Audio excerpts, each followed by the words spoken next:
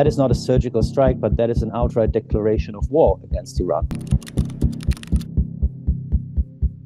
The military reason is that they simply had the opportunity to do so. Iran has been weakened constantly, mainly through Israeli military action in the region with attacks on Iranian targets, but also on Iran's proxies, Iran's partners, allied militias in the region. But there is a political level to this, which I think is much more important. For Prime Minister Netanyahu, the situation in the Middle East is at the moment not going well for him because there's a lot of public attention on his pointless, brutal war in Gaza. The criticism on Netanyahu has increased also in the Western camp. And for Netanyahu, he can be sure that the moment he escalates a war with Iran, a critical mass of Western allies that were about to distance himself from his policy will be with him and will be also forced to somehow unequivocally take sides. And that is a political game. Then you have the domestic policy, of course, where Netanyahu's approval rates are plummeting.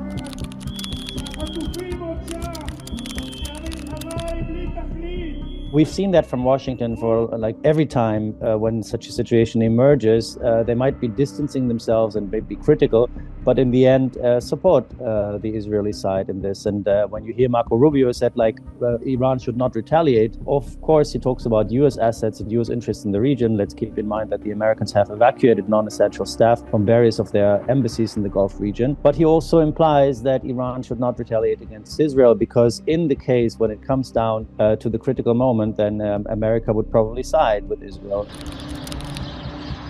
Well, we've seen how Iran has responded in the past in a very limited fashion. Now we have a different situation because they have not only attacked apparently military sites, but they have targeted leadership of the Iranian armed forces, the IRGC. So Iran would have to respond in a much wider and much stronger fashion.